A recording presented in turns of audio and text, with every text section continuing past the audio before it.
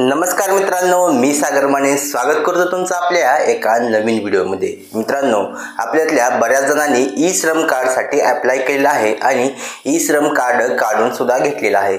मित्रांनो, तुम्ही अजूनही ई श्रम कार्ड काढलं नसेल तर तुम्ही आपल्या चॅनलवरती व्हिडिओ आहे तो पाहून ई श्रम कार्ड काढून घ्या।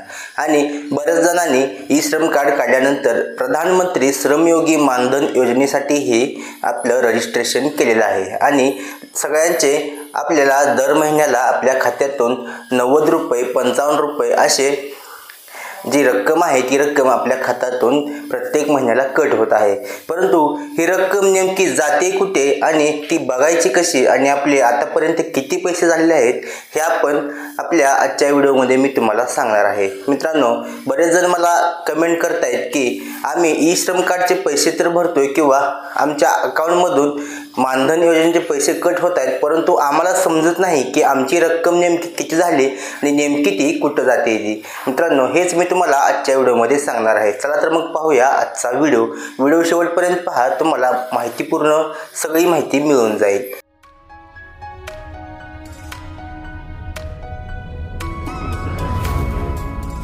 यासाठी सर्वप्रथम तुम्हाला मानधन.in या वेबसाईटवरती यायचं आहे। ही वेबसाईट ओपन केल्यानंतर आपल्यासमोर असा इंटरफेस ओपन होईल। याची लिंक मी तुम्हाला डिस्क्रिप्शनमध्ये दिलेली आहे। इथे त्यानंतर लॉग इन या पर्यायावरती क्लिक करायचं आहे आणि इथे ओके वरती क्लिक करायचं आहे। आता आपल्यासमोर अशा प्रकारचा इंटरफेस ओपन होणार आहे।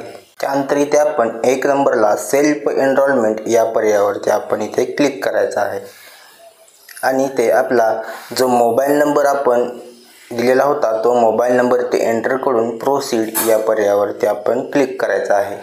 त्यानंतर आपल्या मोबाईलवरती एक OTP आलेला असेल तो OTP ते एंटर करायचा आहे आणि परत प्रोसीडवरती क्लिक करायचा आहे।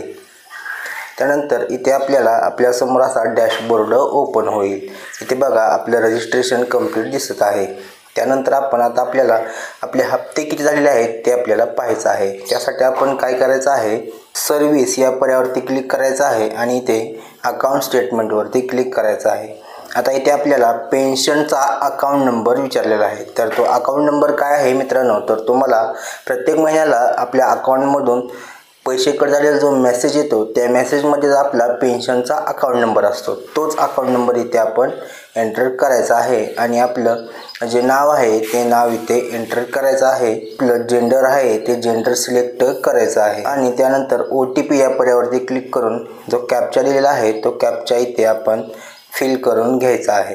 कॅप्चा व्यवस्थित फिल केल्यानंतर कन्सेंट ॲक्सेप्ट करून प्रोसीड या पर्यायावरती क्लिक करायचं आहे। नंतर आता आपल्याला इथे आधार नंबर व्हॅलिडेट करायचा आहे। परत जनरेट OTP वरती आपण क्लिक करायचं आहे।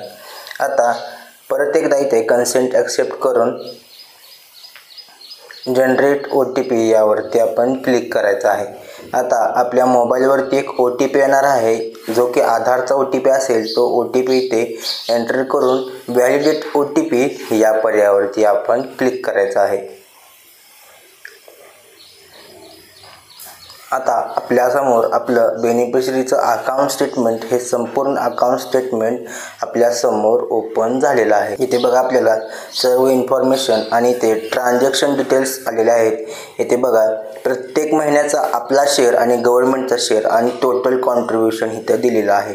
इथे बघा आता प्रत्येक महिन्याचं 90 रुपये आणि गव्हर्नमेंट त्यात 90 रुपये ॲड करत आहे। अशा प्रकारे 180 रुपये प्रत्येक महिन्याला आपले स्टोअर होत आहेत किंवा सेव्ह होत आहेत। आता इथे आपण डाउनलोड किंवा प्रिंट करून आपलं अकाउंट जे स्टेटमेंट आहे ते आपण डाउनलोड करून घेऊ शकतो।